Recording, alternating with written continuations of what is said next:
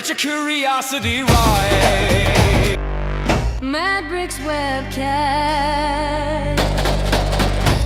Where the human spirit flies.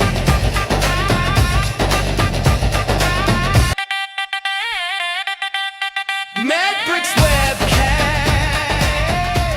Where the human spirit flies. Hey, welcome to the Medbix. I don't know. Welcome to the Medbix webcast. This is Raman Anamaraju. I'm the host. We have a lot of things to cover. We have two beautiful women and a very smart, beautiful woman on the podcast today. It's going to be exciting. Before that, let me introduce you. My co-host is always present. She's inspiring to audience and me. Dr. Susan Davis. She's a doctor of nursing practice, joining from Fort Myers, Florida. Welcome, Susan. There we Welcome, are. welcome. What's going on? Hey, long time no see. Fantastic to be here. I know you had a long trip, so you've been traveling all over the country. My hometown, Atlanta. Yes. You've been doing a lot of traveling. Yes, I have. So it's going to be the productive?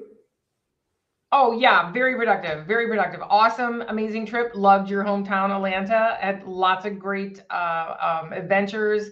Fantastic food, wonderful people, great business, and it's good to be back in Florida. Thank you very much. All is well. Yes. Thank you. So good. I'm quite happy about that. Navya, can you bring my presentation back? My presentation, yeah. I want to show something important before I bring our guest. Tomorrow, this is a presentation I'm going to do, but actually, there was a liftoff today. There was Artemis 2. Launch happened near where Susan is. It's not that far from here in Florida.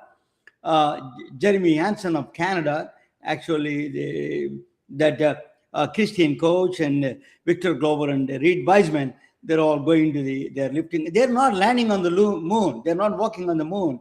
They're going like a swing shot. I'm going to show you. So the reason I brought it up is his wife, Jeremy Hansen's wife, Dr. Catherine Hansen. She's a OBGYN doctor from Texas, originally from Canada, Alberta. I went to school there, actually. Cold. She's from a Cold Lake. The name of the town is called Cold Lake. So she's quite busy, and she appeared on my podcast a couple of times, and one remarkable woman. She is a very inspiring woman to talk with. I want to bring her back. She's very busy with So her husband is Jeremy Hansen. He is a Canadian space agency from. They're all lifted up today. What he does is very straight. The mission is very, people don't know. This mission is a human. Susan, this mission is actually, people think it is something testing technology or AI. Is not. It is a human endurance testing flight. They want to know how the humans, the radiation exposure, the gravity, microgravity environment, how they behave. Human blood pressure, their psychological, their physiological, all those things, they're going to measure that. It's a human and how they interact with the systems under the pressure.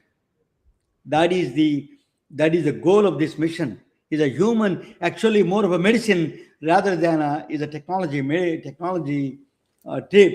So it's like they throw a frisbee. It's a very interesting. They don't use a lot of power. What they use is they use the gravitational power of the earth, and they throw a frisbee, like a frisbee coming back to you. That's what they're doing. They throw and they use the gravitational power of that earth, and then move around the moon and comes back. Is that gravitational energy they're using? That gravitational energy they use. It's a very fascinating using the nature itself without any external power. I mean, they use some external power, but to lift off from the Earth's gravity, Earth's atmosphere. But that is I'm very happy. Catherine Hansen must be a little bit nervous, but everything seems to went very well. So what it is a test for Susan is a best place for testing. Nothing is there. No special consults, no rapid evacuation, no images. It's a low resource setting, the space mission. So that's why they want to learn what are things the humans face during the long flights. If they send it to Mars, or if they should do in the future to Jupiter, Eureka, all those Europa, all those things are they're considering how we do that interplanetary distance, then maybe eventually interstellar distance. That's what I want to tell. But um, let me introduce you. Our guest now is a Well, first of all, Romana, that's super exciting, and thank you for pausing our show just for a second, because that's a very hot topic. I mean, that's happening today, and I don't know if everybody understands that it's really about the physiological function of the human in space. That's the major mission. It's pretty cool. yeah. It's a very tight quarters. It's like they're literally camping in a very tight quarters, 1 woman, 3 males, for almost 10 days in space. It's a physiological mission, to be sure. Yeah. So we have a very good doctor who measures all the, by the end of the, she may, Dr. LaBarbara, her name, she's a pediatrician, but she's a ADHD and dyslexia, I'm not a doctor. That's why I know. Dyslexia. So she may find out at the end of the show that I'm a potential patient for that. So let me bring a doctor. She's a Stanford-trained doctor, and let me bring her. Welcome, Dr. LaBarbara. Hello. Welcome to the Venbix webcast. Thank you for having me. It's a pleasure to be here. Good evening. Yeah, I wanted to see that there is a OB/GYN doctor. Not you take care of the kids, and We work together. So this mission is actually human endurance. One of them is actually ADHD. All these things play a role during the mission. How they interact with the systems. That is where you come in the picture. Tell me your background, personal, a little bit professional background, if yours, Barbara, if you don't mind. Shall I call you Barbara, or what do people call you, LaBarbara? Yeah, you can call me Allie. I usually go by Allie. My Allie, patients okay. call me, my patients usually call me Dr. Allie. Dr. Allie, okay. But so my background, so I've been a pediatrician about 20 years in general pediatrics, so meaning that I take care of all different kinds of things. I feel like I've had a pretty exciting trajectory in that I've worked in a lot of different environments. When I initially started my career, I started out as a hospitalist, which at the time was kind of a burgeoning or new field in pediatrics. This idea that, you only work in the hospital and take care of sicker children. And then I loved that, but missed working with families. And so then started to work in private practice, and I did a lot of integrative medicine, and then started working at an academic medical center and did a lot of teaching, which I loved, and then have over the years sort of continued to do general pediatrics, but really developed an interest in ADHD and dyslexia, and then had several really exciting opportunities to help develop a new telemedicine model for chronic pediatric care, and then also kind of participate in, evaluating the health and safety of AI. So I feel like it's been kind of a wild ride, but the through line has always been, how do we provide the best possible care to the most children? And it's been great. I'm not a doctor. I'm going to ask you an administrative question. You started as a physician in the academic or in the hospital system, then as a hospitalist, then moved on to the private practice. What is your experience that transition? The transition from hospital to outpatient? To private practice, yeah. It's wild. It's I think that going to be a hospitalist from being from a resident was very natural, right? Because at least at the time, so much of our training was hospital based. And then when I first started in general practice, I didn't have children, and so parents would ask me about behavior and all kinds of like, how should we get our kids to bed? And I was like, I don't know. So, obviously I built those skill sets over the years, but I would say it was the biggest transition for me was sort of going from hospitalist to outpatient, because I felt very prepared and very comfortable doing, ICU Yeah. care, transports and things like that. But toddlers, I was like, oh, I don't know.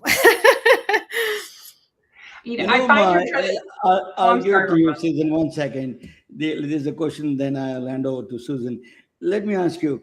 My children says that to me all the time. So I have a ADHD, So what is that? Why is increasing ADHD, or we have the systemic pressure, or in general, what is this ADHD presence is going on autism spectrum is under that is maybe Yeah. a separate issue. Let us talk about ADHD first.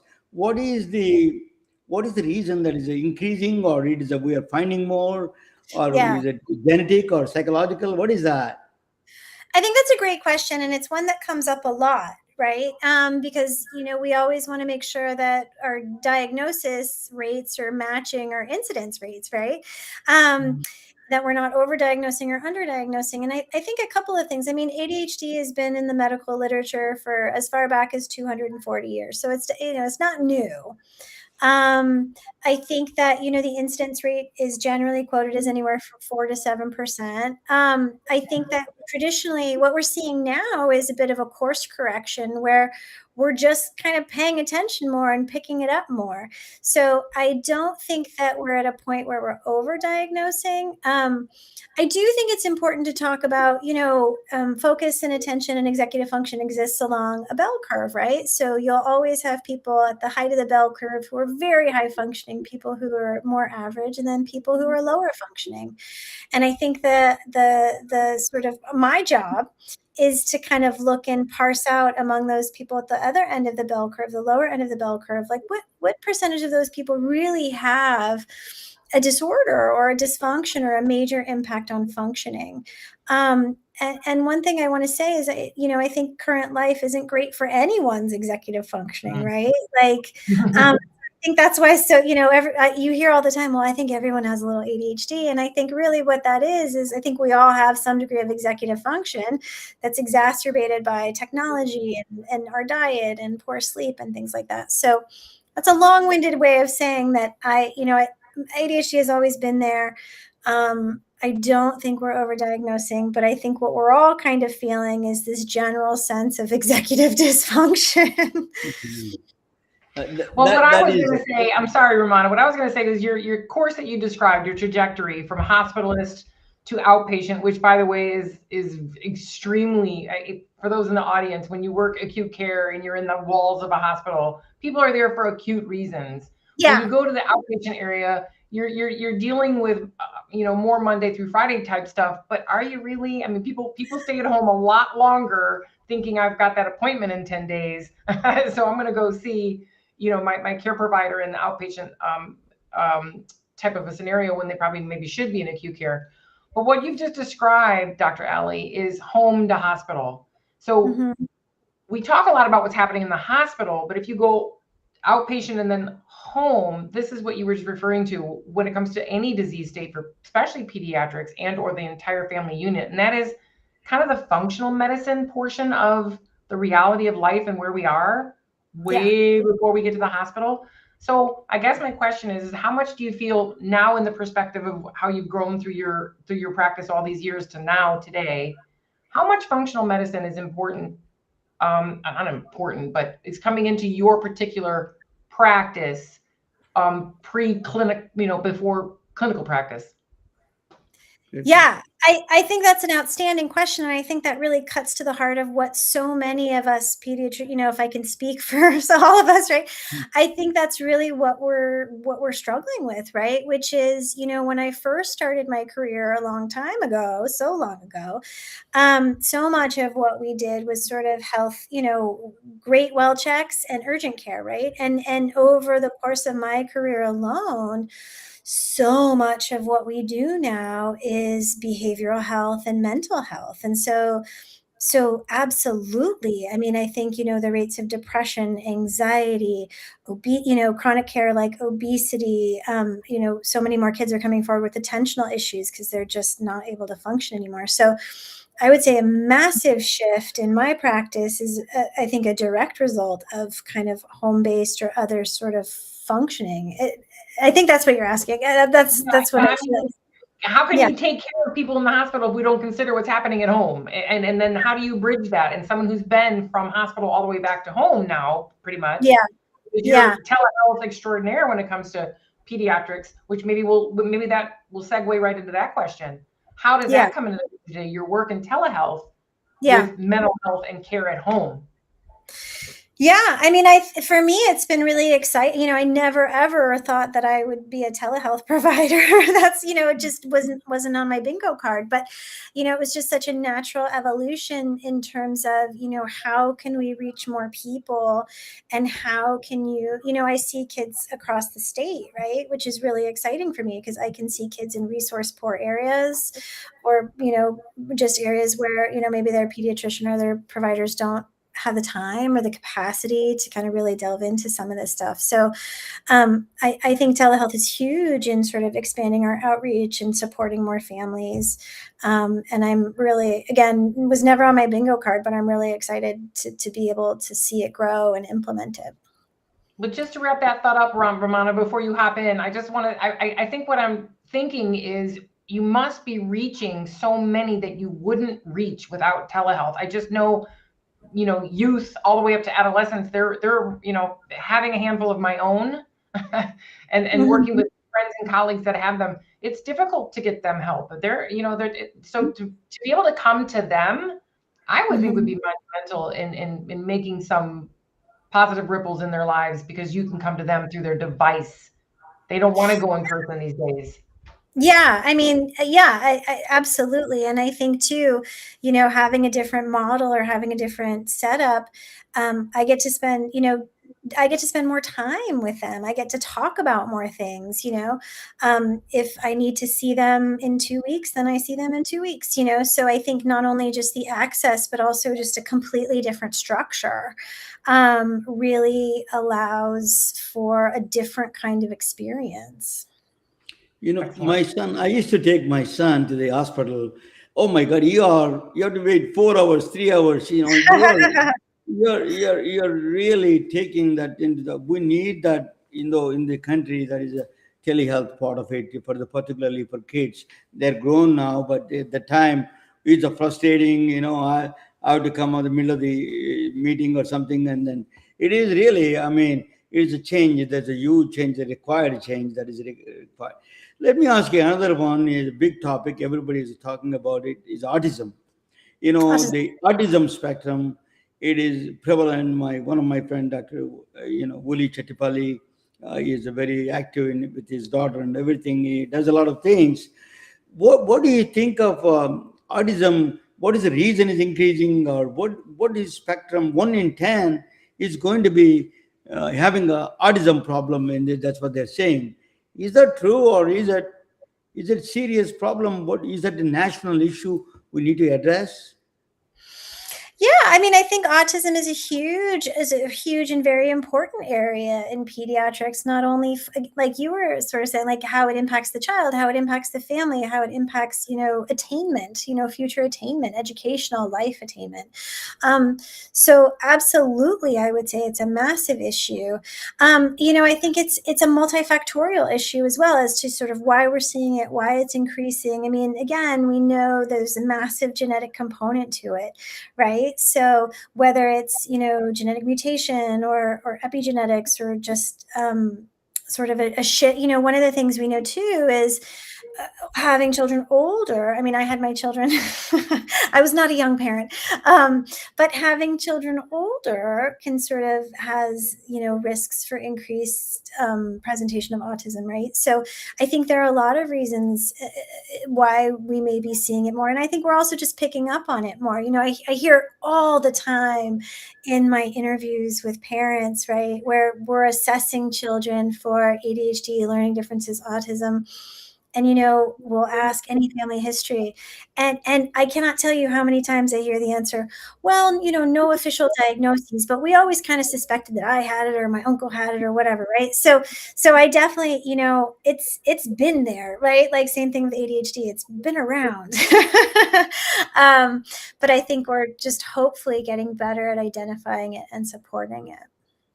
So doesn't that come back? Ramon and I often talk about the root of everything comes back to education. And I know you have a passion for education. Where does it begin? How much can you educate the children? How much do you have to educate the parents and the families? Mhm. Chicken or the egg? How far back can we go, and how much can we get involved the entire family? Yeah, and I think that's really it, right? I think it's really education is so critical to me, and I feel so lucky because that's so much of what I do with parents, right? So I always start with the parents. And I think the reason that I spend so much time explaining sort of the neurobiology of ADHD, like the neurobiology of learning differences, the neurobiology of autism, because I think not only you to really support a child, you have to understand why they do what they do and where it comes from. And so often we talk about, even like in like kids with ADHD can also often be seen as defiant, right? But is it defiance, or is it just their prefrontal cortex behaving the way that we expect it would based on how it's wired, right? So I think that it's fundamental to educate the parents, and that's where I start. And if grandparents or other people want to be involved, come on in. The more the merrier, right? Because not only does understanding foster acceptance, but it also fosters compassion. And when you can model that as an adult for your child, that builds their self-understanding, their compassion, their self-acceptance. And I see that with ADHD, dyslexia, learning differences, when you can explain to a child, well, yeah, the end of the day is hard for you because you're cognitively depleted, and here's what we need to do because this is how your brain works. So for me, I feel like education is where you have to start. And I start with the parents, and then I like to involve the children, but my biggest hope when they're young is to help the parents model self-acceptance and self-compassion and self-understanding. Beautiful. Without it, I can't. The stress response from the entire family would just be monumental. Without understanding it, without someone like you, Dr. Ally, taking that time to educate the parents on what this is and then giving them tools. So recognize the problem, call for help, Dr. Ally, and then what are our actions? What are our action steps that we can take and apply at home? And then I have Yeah. one more before I go back to you, Ramona. I understand that you are a certified sleep coach. Mhm. Specifically, you have something in your toolbox for sleep tips. Yeah. Yeah. So neurodivergent sleep challenges. Do they have people with neurodivergence have more sleep challenges than the rest of us?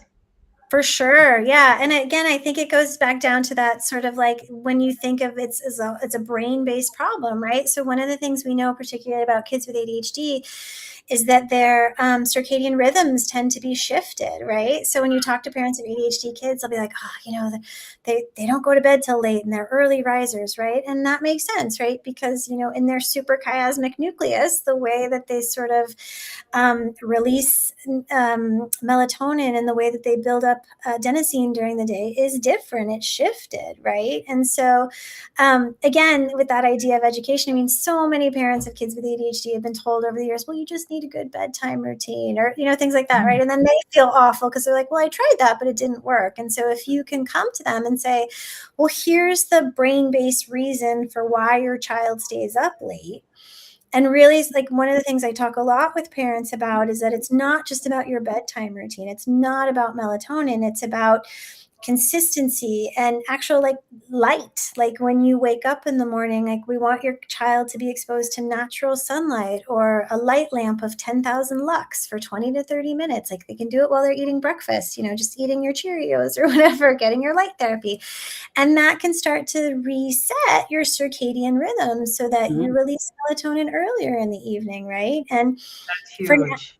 yeah, it's super cool, right? And so, and again, it's just this idea, like so many people with neurodivergence, parents and kids, can feel awful about themselves because they're like, well, I know I'm supposed to go to bed early, but I can't. And sort of if you give them the education and the tools of like, well, try this, you know, then they can sort of start to build those positive corrective experiences and have a better outcome.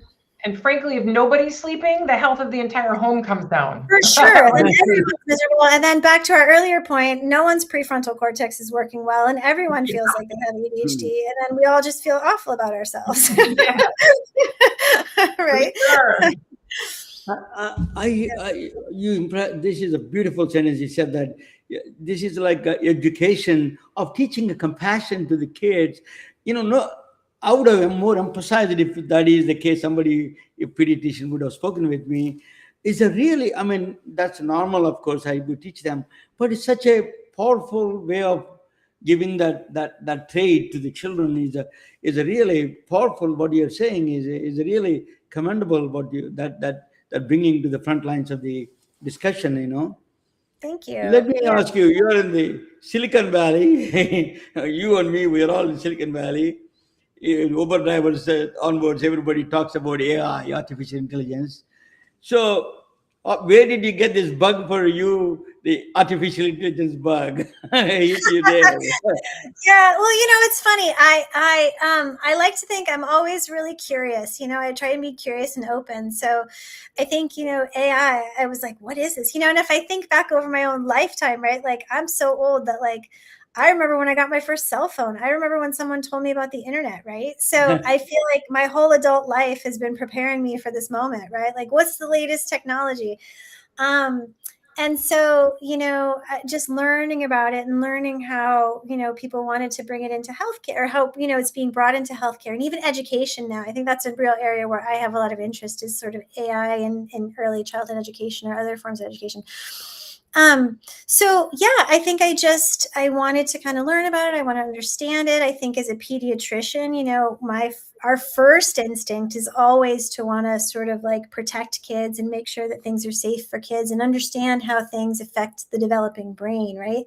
So I think just the buzz about it and kind of the implications of it just really piqued my interest. So that journey that moved on to the next level for you, you're talking about AI safety. Let us talk about AI safety. I presented a couple of topics on AI. One of them is that black box problem is still a problem. It is not. People don't discuss enough. It's not like in software you can go back and then debug the problem. You cannot debug the patient, after the fact, right? So what do you think of where you come in the safety level that AI comes in the picture?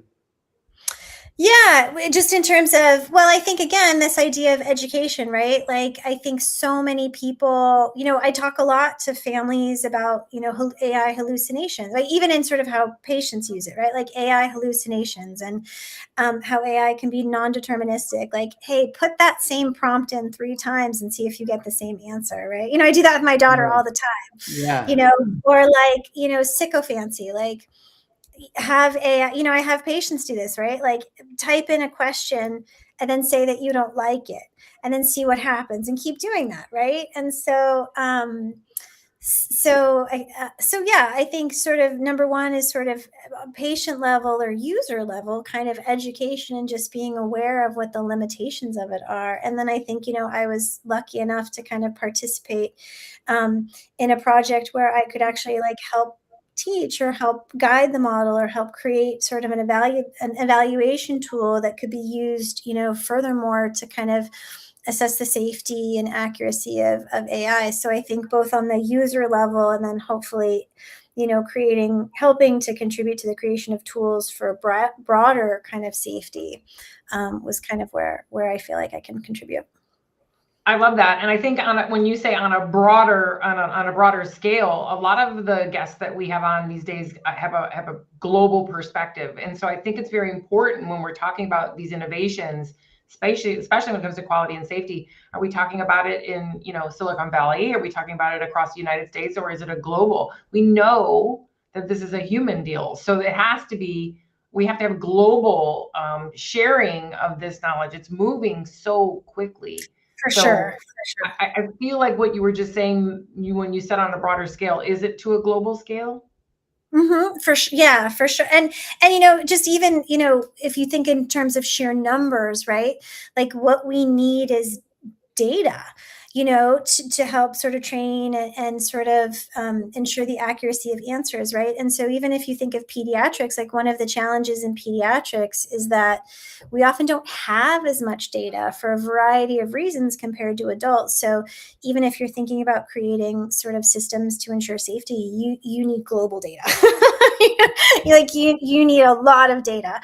And so that's, the project that I got to participate in. We had physicians from, 60 countries, right? Oh, wow. Like, Okay, great. right? Like, yeah. So, yeah, I think you do need to think globally for sure.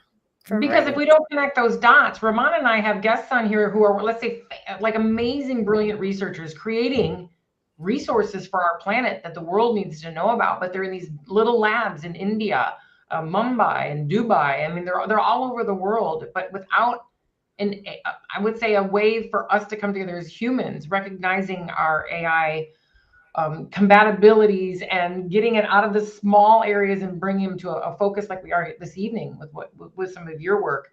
It's so imperative for us to come together and share knowledge right now. Those big data sets, but sharing.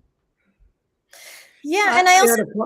Go ahead, please. No, and I just was going to say too that, I think this is the time to collaborate. And the way I think about something may not be the way that somebody else thinks about something, but like, I bet you that both of those will be useful, So I think having different, a scientist in Mumbai may have a completely different orientation or thought process than someone here, right? But like, how great to be able to sort of marry those or collaborate on those or align those. So yeah. The greatest shame would be to miss that thought process from that great human that might have wide-reaching effects and we've never heard it. I think all of us have those gifts, and that's really the point of our show. And speaking to people just like you, pediatricians and doctors and amazing humans, is let's share. For sure. I had a guest, Harvey Castro. He's one of the doctors. He says that he used a ChatGPT, for example, to teach the children, 5-year-old children. How do I teach education? So say don't eat that ice cream too many times or whatever it is. So he asked ChatGPT to write a book. How do I communicate with a 5-year-old? And then it gave a very beautiful illustration. That's where I see, because you are very passionate about education, do you think that is useful right there at the crossroads of that kind of these LLMs? So kind of using them in education or education too. Suppose you can go into the mind of a 5-year-old child and see these are things they understand. Maybe it can print a book in a comic book or something. Mm-hmm. Yeah, I mean, I think, it's so funny that you should ask that, because I was just this past week talking to this amazing woman that's creating, education programs for kids with AI and sort of all of everything that goes into her thought process. And so I think what comes up for me when you ask that question is, yes, I think that there is definitely capacity for that. But I think that just like with medical AI or with other things, like we want people from the education space to be participating and guiding us and giving us insights, right? Because I think that, they're like, one of the things I was talking about with her is that, sometimes you put an educational request in or have an educational desire, and what comes back is not at all what you want or not at all what is helpful. And I, as a physician, don't know that I would be able to parse that out, but she can kind of look at that and be like, nope.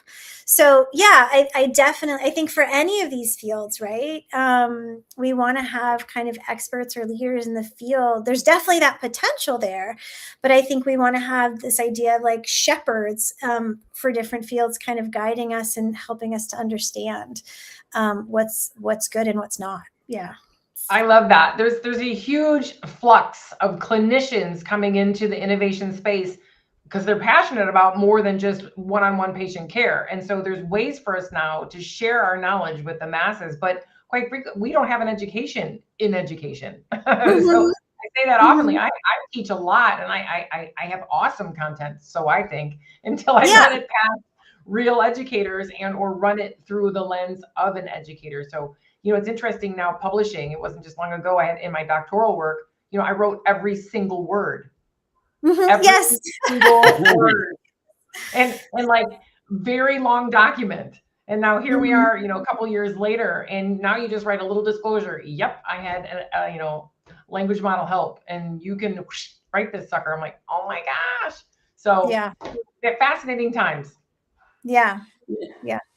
You're talking about innovation and education. One of the things is that I'm a physicist, so I present some of the topics related. The biggest thing, Dr. Ali, that I brought this the podcast is, that you're in Stanford and even in we are in Silicon Valley.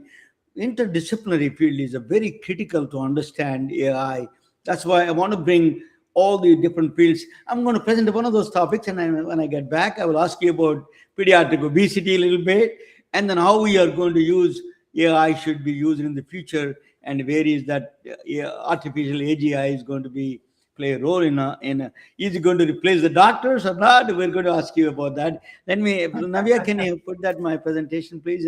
And you can comment on anything that you like.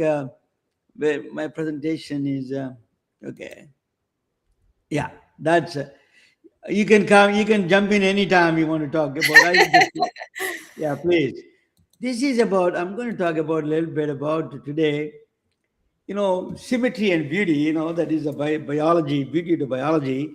It is that that's the pictures are very popular figures. Marilyn Monroe and Denzel Washington, the Indian actors Aishwarya Roy. Why it came on the polls? They are the most beautiful people they recognize, because when you have an axis, when you draw an axis between the eyebrows, and the left side is more similar to the right side, they are considered more beautiful. That they consider them as more beautiful. That is called symmetry in a sense. Symmetry is the balanced consistency of structure of function across space and time. It is a structural, like a beauty is a part of the structural. Functional, for example, protein folding, or you talk about medicines. I'm going to talk about functional medicines, very interesting medicines. Then behavioral is also, Dr. Ali is talking about it. That could be symmetries involved in the inherently behind the scenes. Behavioral symmetry. One of them is one of the symmetry algorithms that based on symmetry algorithms are heart failure, for example. They both of them know more than I do. When they congestive heart failure, there's a lungs the fluid build up in the lungs, and then their voice can change. The symmetry algorithm IAP can detect heart failure way in advance before you go ultrasound or MRI or anything like that. It can detect way earlier than before. The phone itself, that's one of the apps is called Eero, Cardio Eero is one of the apps that can detect fluid overload. That is one of the symmetry algorithm. Symmetry is missing. The lack of symmetry is a mathematical. Symmetry is a mathematical function. So, and the smiles, for example, smile can detect a stroke. If there is a smile there, that there's an app called Fast App. It can detect subtle changes in the smile, and you can warn us long before you measure anything. Either blood pressure or anything like that. It can measure those things. This app. So it's a very beautiful.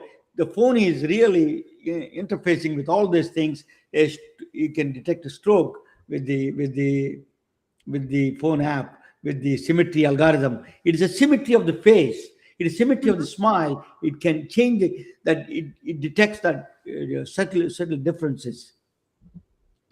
Then if you go into the next, the walking neurodegenerative diseases, in a gait walking, the gait, that's anomaly in the gaits. It can do, phone. You don't have to take a picture, the video of the walking.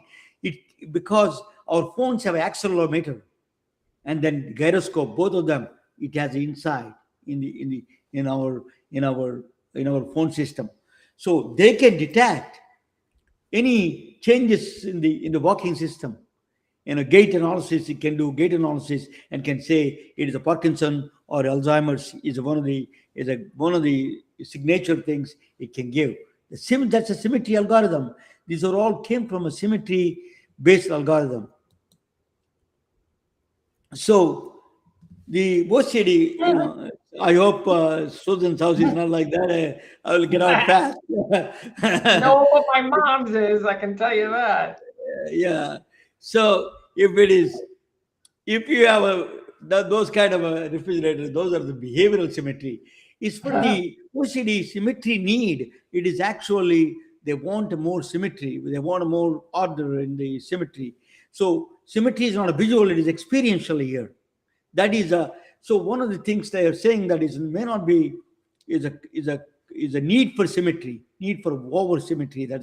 It could be genetic, it could be psychological. Genetic is a multi-factor disease, could be. So that is one of the things. If I see I had a friend up there in Philadelphia, oh my God, if I take the cap off that and she will gone, everybody going to the depression. so that is a very one of those things that is a obsessive compulsory disorder is a kind of a symmetry, behavioral symmetry breaking. So what is the conditions symmetry can bring? Stroke, you can do facial symmetry, you can do the smile, through smile, you can detect a stroke. That is a symmetry change, is a facial change. Heart failure, voice change you can breath patterns is observable. It's a heart failure, congestive heart failure. You can neurodegenerative disease, gait, walking. You can detect. OCD is a cognitive symmetry. You can see that. You don't have to go anywhere, but you can see in the refrigerator itself. So across voice, face, movement, and behavior, symmetry reflects disease signal. Symmetry itself is a very powerful signal. A new lens is a diagnostic lens in the future of the medicine. So as a next generation diagnostic lens is the voice, face, walk, brain, all of them in the phone. Those are the new diagnostic lenses are coming to our things. That is I didn't tell you. For example, for the walking gait analysis, Apple Health has a very good one. It actually detects a lot of those. It can give you warning signs. Symmetry is a pattern. That pattern is embedded in the laws of physics. It actually came out of the laws of physics are not fundamental. The laws of symmetry are fundamental. That's what Emmy Noether, a scientist, found out. That is, even Einstein had a hard time understanding it, why there's a laws of physics are fundamental to all the symmetry in the nature. Nature is teaching us something interesting. So she was a mathematician from Germany, as Emmy Noether. He was born in 1882 in Bavaria, Germany, and she is the first time Einstein had a problem with his general relativity problem. Think about it. Einstein had a problem. A woman came to rescue, and she gave a Emmy Noether theorem. She was briefly jumped into physics side of it from mathematics. She was a professor in Germany, and then her teacher was one of the famous Hilbert teacher. So she moved. She came up with the beautiful laws. These are the laws that I forgot that upload the video, but I'm going to explain to you. Time symmetry, all the physics laws come from the laws of symmetry. The nature itself gives those laws. The time symmetry, for example, if you throw a ball, it is today or tomorrow or day after tomorrow, they all exactly work same. That comes out very as strange as it seems to be. It came the conservation principle. The energy neither conserved nor destroyed. That principle came from time symmetry. These are the mathematical functions. Rotational symmetry, for example, angular movement, the rotation symmetry, snowflake, for example, whichever way you put that symmetry, whichever way you move around, still same. Say the snowflake. Yeah, that's why this is a conservation of the angular momentum. For example, the scatters, when they move around, they close their arms. The reason was that for it to conserve the angular momentum. So this is the rotate. This nature has that. Is these laws are embedded in the nature. The law, we are physicists. We are like all these laws are cheat sheet for us. We spatial symmetry is a momentum conservation. You do it here or in Mumbai, the result of for the same experiment is not going to change. These are the symmetry, laws of symmetry. It's a beautiful laws that she came out and gave us very insight into the nature, the Emmy Nather. So that symmetry, actually, what symmetry can teach to AI. What is symmetry is teaching us AI is if you have a AI, what they do in the beginning days, at least in the brute force. So if you want to recognize a cat, you have to give all poses of you have to feed all the poses into the brute force. What symmetry law says, if you understand symmetry, you don't need all of them. You need one cat image and then use a symmetry, reflection, inversion, and reflection symmetry and all those things. If you see in the mirror, that's a reflective symmetry. If you go into the different place, that's the rotational symmetry. If you move around, these are all symmetries you can use to move the data, same data, instead of adding a new data. So the need for the data is going to be drastically reduced by understanding the nature. So brute force became simple, beautiful symmetry with the simple. You don't need this data appetite they're talking about is not really required. If you really understand the nature, we need a least amount of data than this unending appetite for the data. That could be a little bit political in my view. I don't want to say anything to yeah, but Ali. it's fascinating. Fascinating, poignant point. I like poignant point. That's pretty cool, Ramana. The symmetry appears in medicine, actually, in a ketamine and esketamine. These are all they're mirror symmetry. They same molecule. If you see in the mirror, that's a reflection, that's you. But in certain situations, that's different.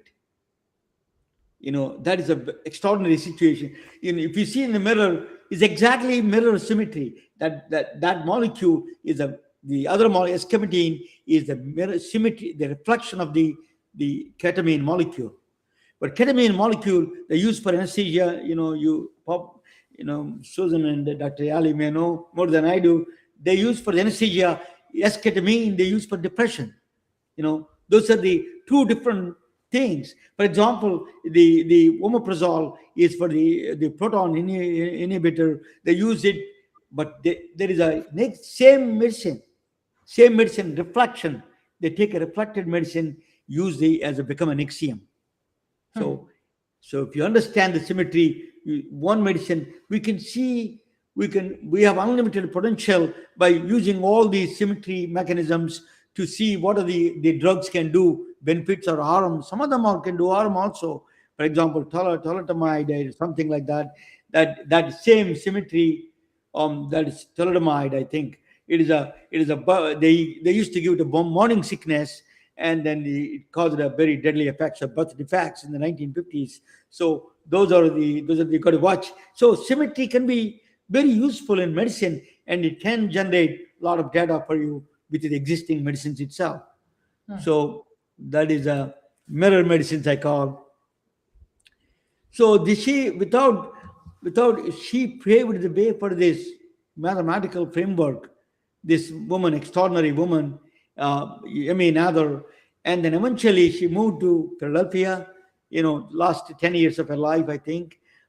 She was teaching as a professor in Brand Moore College in Philadelphia, and then at the prime age of 53, she died with ovarian cancer, and then she was cremated, and then her ashes were distributed in the grounds of that thing. So on the grounds of the Brand Moore College. So one of the extraordinary people, the science, modern technology, modern things come from some of these people who gave such extraordinary contributions. That's why I want to remind them these are the things that, they're not that woe that it's somewhere in the past. They are all present everywhere with us. They're helping us from the guiding to the humanity, the next level. Thank you for watching. Let me bring my friends. How do you like it, Dr. Barbara, Ali? That was really cool. It was so funny because when you were talking about symmetry, the first thing that came to my mind with that slide with the cats was enantiomers, right? Like the mirror image. Yandemus, yeah. Yeah, because organic chemistry was one of my favorite classes of all time. And so I spent a lot of time, learning about enantiomers and how they're similar and how they're different. And as you mentioned, in clinical medicine, they can have significant differences. So yeah, I think that it's so funny that was sort of your next slide. But yeah, very, very interesting. Very interesting and thought-provoking too, because I find myself going back to sort of the mirror image and is that helpful or not, or how is that, what are the implications of that kind of symmetry? So very interesting. Great. That was an awesome presentation as always, Ramana. And thank you for once again bringing something that was older than today's technology, where I always think that we're trading entropy for entropy. What was versus now what is, and we're thinking, out with the old and in with the new. And yet here we, once again, Ramana just showed that what was our origins, the origins of science, are proving true today. If we slow down and apply them the way Ramana does continuously, takes original concepts and shows how they're reflected today in this AI world, and really gives us pause. So thank you, Ramana. Awesome. Yeah, Dr. Ali is an example. Even both of you, you study science. Science is a fundamental. There is no way. That's why I laugh at people who do not understand science when they say I can replace doctors. It is not possible. It is not. It is a human, that judgment. See that how human judgment, that lady from without any computers told us that you can reduce the data drastically from there. So, science is a fundamental to the process. Tell me about it. What is that?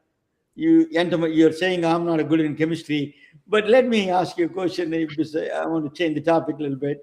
About pediatric obesity is why we are growing big. We have a lot of problems with the children. Eating not right, fast food. But instead of, I think we need to focus on some basic things in the country, right? We need to refocus on things that is required, these natural things. Susan lives in a countryside, and she has all the cows and everything, but we live in a city. So we need, how do we manage the kids into this natural food, what do you suggest? Yeah, I think that's a great question. And I think, if you go back to sort of education and understanding the issues involved, right? Like I've worked with parents for a long time, and I would say that every parent I've ever worked with, by and large wants to do the right thing for their child. And I think a lot of parents right now struggle, right? With they're busy, they're working, food is very expensive. It takes time and money to sort of buy whole fresh foods, right? And also, if you think about social determinants of health, there are food deserts, right? Like if you go to certain cities, right, the only store that you have near you is a convenience store where everything is preserved, right? And if you don't have a car, or if you don't have, other ways to sort of get to healthy food, then you eat what is near you. And so I think sometimes we can just say to parents, eat healthy and exercise and do all these things, right? But really that's just making people feel bad and not really addressing the root of the issue, right? So I think a big thing that I think if we really want to address pediatric obesity is thinking about, how, and even, thinking about school lunches. Oh my goodness, how do we help parents get healthy foods? Because again, I think if we can do that, the intrinsic motivation that parents have to want to do the best thing for their child will kind of carry us the rest of the way, right? So being able to allow parents to get access to healthy food, to understand what healthy food is, to build ways for kids to get exercise, right? So I think really going deeper and kind of supporting kids and parents is kind of where we have to start, in my opinion. Dr. Ally, would you say that chronic pediatric conditions mirror adult chronic conditions? Are we one and the same, or are there differences? That's such a great question. It's been so long since I took care of adults. I don't know about adults anymore. But I mean, I would say, I think, thinking of my own parents, I would say, yeah, I think there are a lot of parallels there, right? For sure. Yeah. And I mean, I didn't think of it until you were just talking, but when we say what's happening with pediatric obesity, well, what's happening with adult obesity? I mean, the chronic condition, I think, is human, and I don't think it has an age anymore. I think we have chronic conditions that we need to address from stem to stern. Let's go back to that good night's sleep and good night in nutrition and having support from early till late in every facet of our health. So. But the earlier we can catch it, the better. So we love our pediatricians and anyone who takes care of a pediatric population in my book are top notch. They're always such nice, kind, brilliant people. I take care of rotten old adults because we've been having stuff for a very long time. But helping our pediatrics, it's a brilliant way to be. Thank you so much for that. Dr. Allyson, you're really, I want to give you a final word for it. The education that you said, that teaching compassion, it stuck with me very good, because teaching your parents, some of the people probably they want to teach good things, to the parents, to the children. They don't know, even as educated I am, and with the 2 master's degrees, still if somebody would have told me, compassion as an education, teach them, I would have paid more attention to it. So this is you're doing a fantastic work in that direction, bringing this forefront to all these things. Thank you so much. Tell us a final word. What is the future of the children, and what we are going to do better for our next generation? Well, I really hope, I think I love that we're talking about this. I love that you guys are exploring this. My deepest passion is that we can sort of help to better support kids in all aspects of their lives, particularly educationally. I'm very committed to increasing the detection and support of learning differences in kids. And I hope I hope we can move the needle on that, because I think if we can get kids learning differences diagnosed and supported, it will revolutionize the world and change their lives. So Bravo. I don't think there's a parent with ears that have heard you say that would not agree with you wholeheartedly.